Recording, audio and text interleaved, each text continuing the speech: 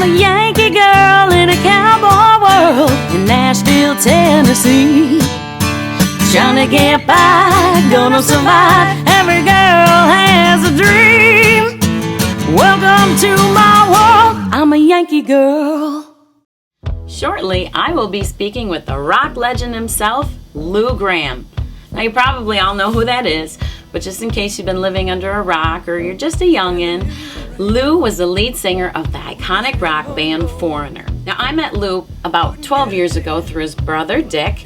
I was in a couple rock bands with his brother, and we wrote an album together called Now or Never, and here it is. Lou actually produced this album for me before I came to Nashville, so that's one of my claims to fame and a fond memory of Lou that I'd like to share, along with when Lou did one of his first concerts as the Lou Gramm Band in Nashville. He asked me to sing backups in the song called I Want to Know What Love Is. I wanna know what love is.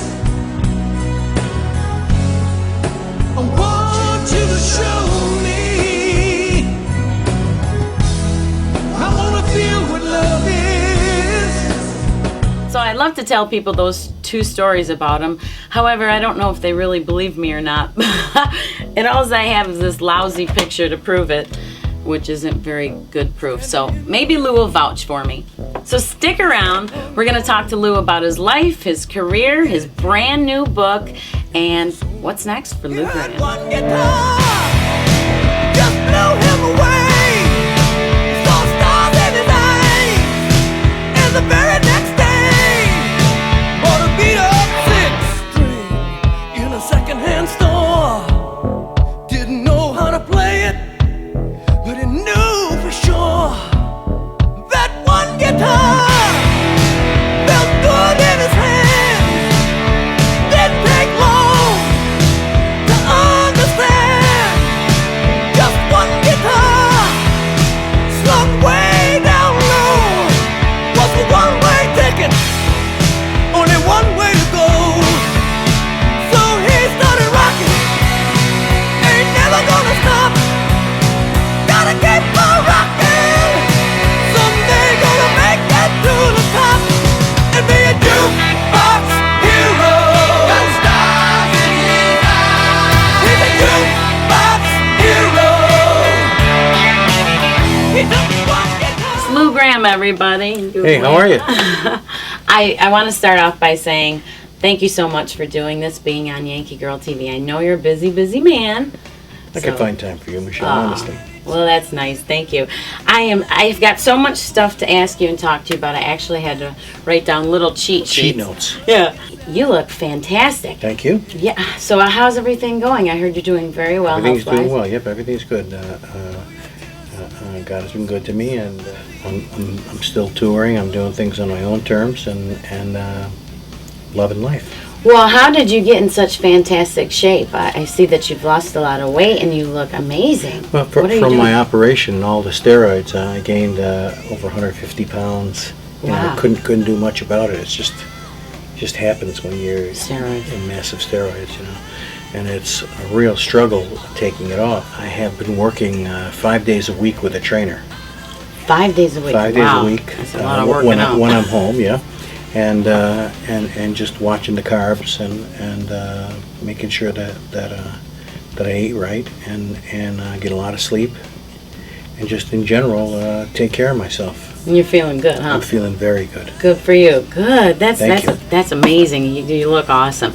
You just recently were married. Yes, I am. My wife Robin and I are spending a lot of time together. Occasionally she comes out on the road with me, and we do some traveling and having a lot of fun with the kids. And See, I told you he was a busy man. You're still touring. Still touring. And I heard recently from a little bird that you have gotten one of the biggest honors a person can get. You were recently inducted into the Songwriters Hall of Fame. Yes. Amongst company like Steven Tyler, Elton John, Billy Joel. Is this one of the highest honors you've ever received? It really is. It's a pretty select few that are inducted into this society, and Mick Jones and I were inducted together, and that's the first time I had seen him or really even talked to him in over 10 years. Wow. So that was really fun, and we mended some fences and we rocked the house.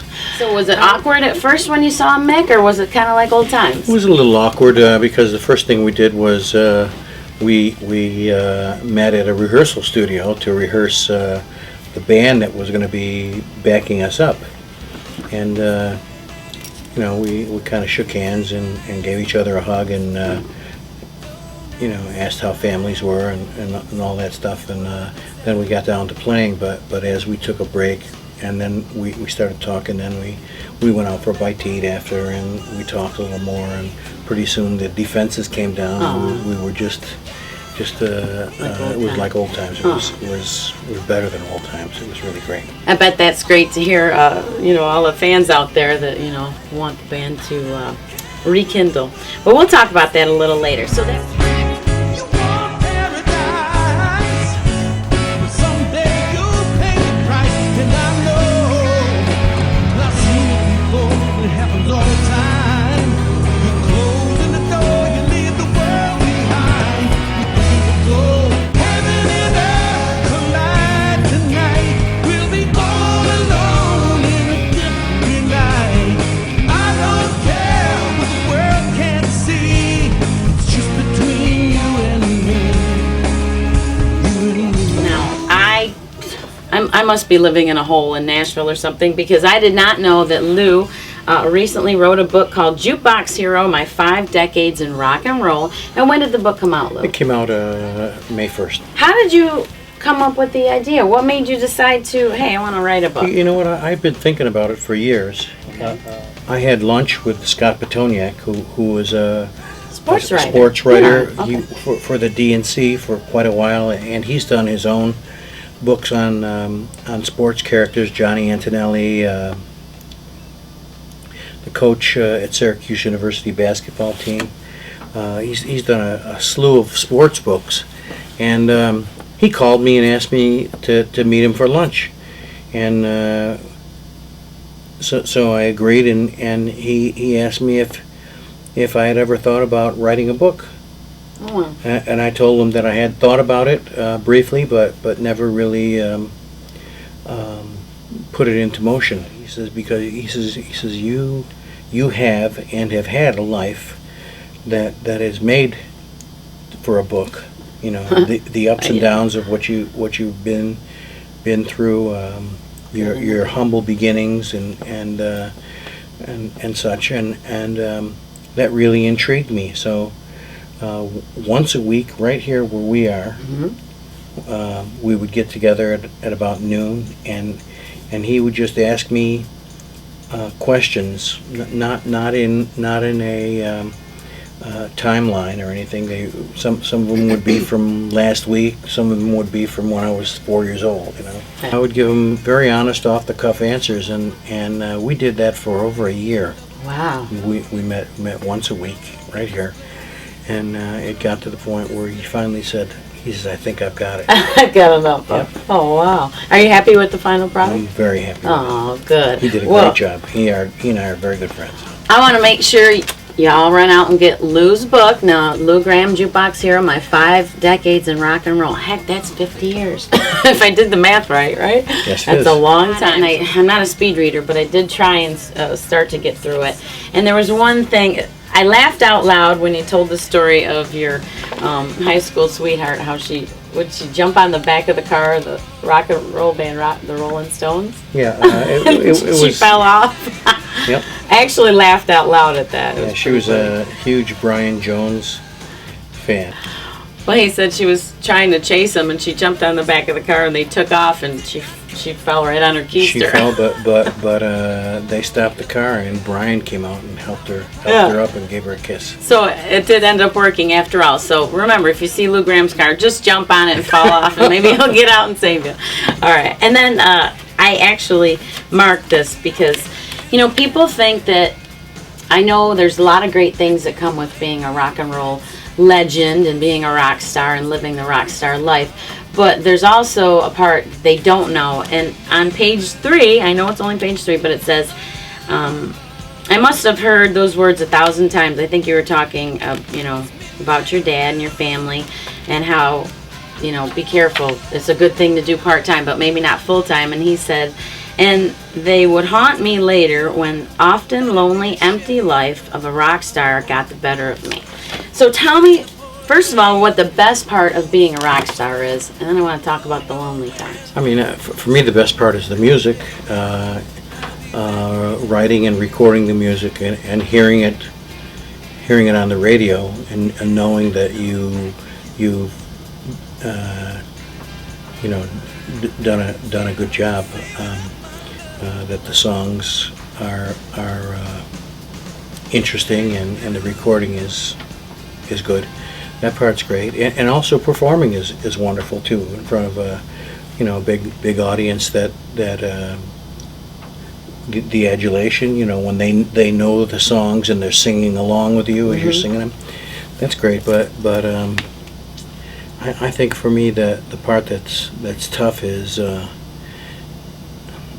after the show. You may socialize a little bit, and then you end up in your room, and obviously it's just you, and I would start thinking about my mom and dad, what they were doing, and know that they were getting older, and then I start thinking about my kids that I'd been away for 6 or 8 weeks without seeing them, wondering how they're doing, how my wife is doing.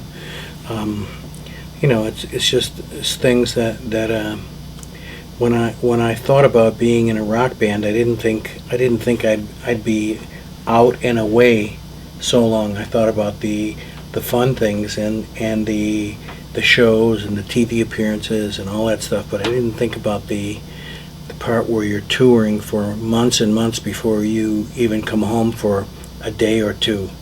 The price you have to pay for fame. Yeah. It's a big price, and I think it was really the guilt. It was that guilt and the longing for my family that kind of spurred my alcohol and drug problems. You seem like you're a real family guy, and that's very important. Yeah. I just a little part that I got through the book, I noticed a lot of talk about the family. What do you want people to get out of this book? If they could take away one thing from your book, or know one thing about Lou Gramm, what would it be? Something you would want to be remembered for, maybe, or... That's a tough question, Michelle. I know. What's the biggest lesson that life has taught you? That life is much more enjoyable and real if you believe in God. Number one, and have you always been a faithful religion? Yep. Okay. Catholic? Actually, born again Christian. Okay. Yep. Born again Christian. And without alcohol and drug abuse, my life is so different. I've been clean and sober almost 21 years. Wow! Wow! Congratulations. That is really Thanks. something. And that was a tough lesson to learn, because when I got in Foreigner, it wasn't like I was squeaky clean. I drank and I had obviously smoked marijuana. I think everybody did in my circle of friends. But when success hit for that band, we went in the deep end with that stuff, and it took its toll. So you're living a much happier life, clean and sober. Absolutely. The change is so profound, and the funny thing is when you're in trouble with that stuff, and still you go on for years before you finally face it and do something about it. It's wasted years, and I'm so glad that God gave me the strength to do something about it. I was just going to